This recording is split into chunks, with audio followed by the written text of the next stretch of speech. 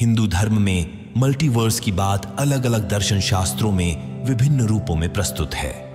सनातन धर्म में अनेक देवी देवताओं और उनके लोकों की मान्यता है, जिसे लोकांतरण या लोकधारा के रूप में समझा गया है। ये लोक विभिन्न भूलोकों या आकाश मंडलों को अभिप्रेत करते हैं, जिनमें देवी देवता और अन्य शक्तियां निवास करती हैं। कुछ पुराणों में अनेक लोकों का वर्णन होता है, जिसमें देवी देवताओं के अलग अलग रूप और शक्तियां प्रकट होती हैं। भगवद गीता में भगवान कृष्ण ने अपने विश्व रूप के दर्शन दिए, जिसमें उन्होंने अपने विराट रूप को दिखाया, जिसमें सारा ब्रह्मांड उनके शरीर का एक अंग था। इससे साबित होता है कि हिंदू दर्शन में ब्रह्मांड के अनेक लोकों का ज्ञान और मान्यता है।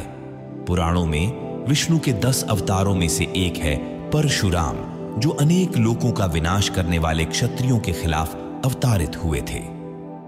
हिंदू दर्शन शास्त्रों में जैसे कि वेदांत, उपनिषद और ब्रह्म सूत्र में भी अनेक लोकों का उल्लेख मिलता है, जो ब्रह्मण या परमात्मा के विभिन्न परिणाम हैं। इन दर्शन शास्त्रों में अनेक लोकों का विवेचन किया गया है, जो मुक्ति की ओर मार्गदर्शन करते हैं। सामान्य रूप से कहा जा सकता है कि हिंदू धर्म में ब्रह्मण के विभिन्न रूपों का ज्ञान और अध्ययन किया जाता है। जैसे कि भूलोक वह लोक है जहां मानव जीवन रहता है। इसे पृथ्वी लोक भी कहा जाता है, क्योंकि यह लोक पृथ्वी पर स्थित है। भूलोक में ही हमारा सामान्य अनुभव होता है और यहां पर आधिकारिकता, दुख, सुख, जन्म, मृत्यु आदि का अनुभव होता है। और फिर आता है स्वर्गलोक, जिसे देवलोक भी कहा जाता है। हिंदू धर्म में एक उच्च लोक है जो देवताओं का निवास स्थान है। इसे स्वर्ग भी कहा जाता है और इसे धरती से ऊंचा और शानदार स्थान माना जाता है। स्वर्गलोक में देवता, अप्सराएं, गंधर्व, यक्ष, राक्षस और अन्य दिव्य सत्ताएं निवास करती हैं। स्वर्गलोक देवताओं और दिव्य पुरुषों के लिए एक स्वर्गीय स्थान है, जहां उन्हें अपने तपस्या और पुण्य के आधार पर सुख मिलता है। हिंदू धर्म में मोक्ष की प्राप्ति के बाद भी कुछ लोगों को स्वर्गलोकों का आनंदन होता है, जो भक्ति योग और कर्मयोग के माध्यम से प्राप्त किया जा सकता है। अगली बात करते हैं पाताल लोक या नरक लोक की, जिसका वर्णन भगवद गीता, पुराणों और अन्य हिंदू धार्मिक ग्रंथों में मिलता है। यहाँ पापी यातनाएं और अधम जीवात्माएं अपने पापों के कारण दुख भोगती हैं और संसार चक्र में पुनर्जन्म के लिए बंधी रहती हैं। पाताल लोक की तरह ही दूसरा लोक है अंधकार लोक, जिसका विवरण समृद्धि और अभिवृद्धि के बिना होता है, जिससे यह जीवात्माओं के लिए अत्यंत कठिन और दुखद रहता है।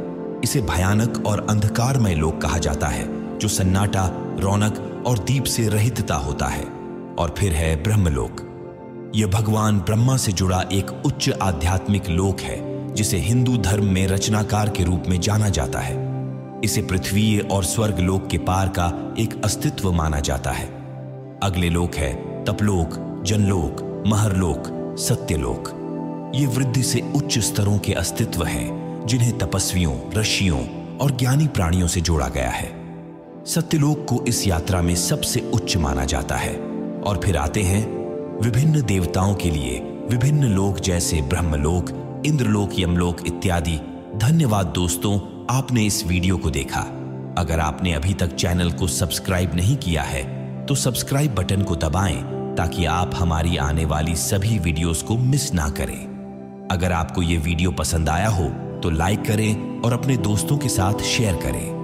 आपके विचार और सुझाव हमें कमेंट्स में बताएं, हम उनका स्वागत करते हैं। तब तक के लिए अलविदा और धन्यवाद। सत्य सनातन धर्म की जय हो। जय काल भैरव।